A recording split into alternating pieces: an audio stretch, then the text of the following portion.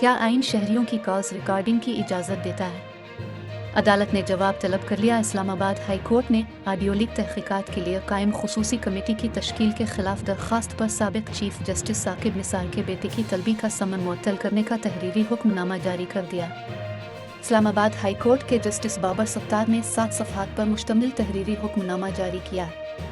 तहरीरी हुक्मनामे में अदालत ने आम अफराद की टेलीफोनिक गुफ्तगू की रिकॉर्डिंग्स और ऑडियो लेक्स पर अटॉर्नी जनरल से मुआवनत तलब की है। अदालत ने वफाक, वजारत दाखिला, वजारत दिफा और Pakistan telecommunication authority (PTA) को भी पिटीशन में फ़रीक बनाने की हिदायत की है।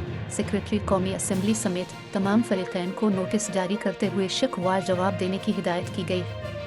अदालत ने एतजाज़ अहसन, मखदूम अली खान, रज़ा रबानी और मोहसिन शाहनवाज रंझा को अदालती मावनीन मुकर्रर किया है। तहरीरी हुक्मनामे में अदालत ने कहा है कि बताया जाए क्या आइन और कानून शहरियों की कॉल्स की सर्वेलेंस और खुफिया रिकॉर्डिंग की इजाज़त देता है। अगर फ़ोन रिकॉर्डिंग की इजाज़त है तो कौन सी अथॉरिटी एजेंसी किस मैकेनिज़्म से ये काम कर सकती है? ऑडियो रिकॉर्डिंग को खुफिया रखने और उसका गलत इस्तेमाल रोकने से मुताल्लिक़ क्या सेफ़ गार्ड्स हैं? अगर इजाज़त नहीं तो शहरियों की प्राइवेसी की खिलाफ वर्जी पर कौन सी अथॉरिटी ज़िम्मेदार है? अदालत ने सवाल किया है कि गैर कानूनी तौर पर रिकॉर्ड की गई कॉल्स को रिलीज़ करने की जिम्मेदारी किस पर आयद होगी।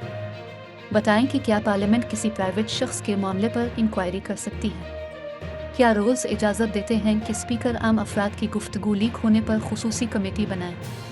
पार्लियामेंट के एहतराम और तहम्मुल का मुजाहिरा करते हुए खुसूसी कमेटी का नोटिफिकेशन मुअत्तल नहीं कर रहे।